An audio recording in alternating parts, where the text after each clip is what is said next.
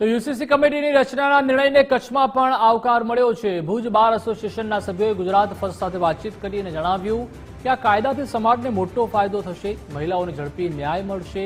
ઉત્તરાખંડ સરકાર બાદ રાજ્ય સરકારનો આ નિર્ણય મહત્વપૂર્ણ છે, તમામને એક સમાન હક મળશે।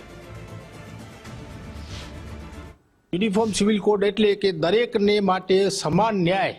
આજે ભારત દેશની અંદર અલગ અલગ જગ્યાએ અલગ અલગ પ્રાંતોમાં અલગ અલગ જાતિઓ પ્રજાતિઓમાં જે અલગ અલગ કાયદાઓ છે એ બધાને એક સૂત્રતામાં લાવવા માટે યુનિફોર્મ સિવિલ કોડની રચના કરવામાં આવે છે અને આ માટે મહિલાઓ અને અન્ય વર્ગો જે છે એમને સમાન ન્યાય મળે એ માટેનો એક આ ગુજરાત સરકારનો પ્રયાસ છે, જેને અમે બિરદાવીએ છીએ। મારો અભિપ્રાય છે ને અનિલભાઈએ કહ્યું ને એને ટેકો આપતો અભિપ્રાય છે, કારણ કે બંધારણ છે ને આપણું એ સમાનતાનો જ આગ્રહ રાખે છે।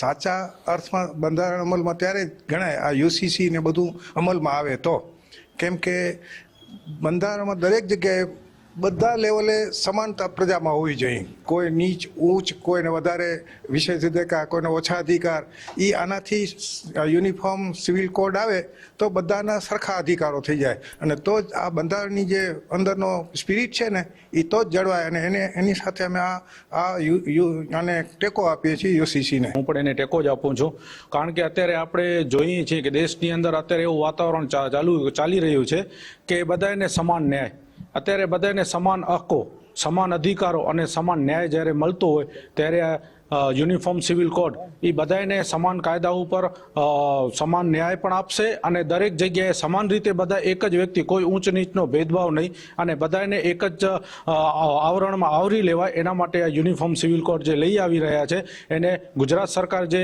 પ્રયત્ન કરી રહ્યા છે એના માટે અમે ગુજરાત સરકારને બિરદાવીએ છીએ। હું એમને ટેકો આપું છું। યુજીસી વહેલામાં વહેલી તકે લાગુ કરે ગુજરાત સરકાર, એવું મારું માનવું છે। સરકારના ટેકાને અમે આવકારીએ છીએ। દરેક જાતિ, દરેક ધર્મ, દરેક ભાષા અને દરેક લિંગના લોકોમાં એક સમાનતા અને એક સૂત્રતા જળવાય એના માટેનો એક આવરદાયક આવકારતો આ પગલો છે।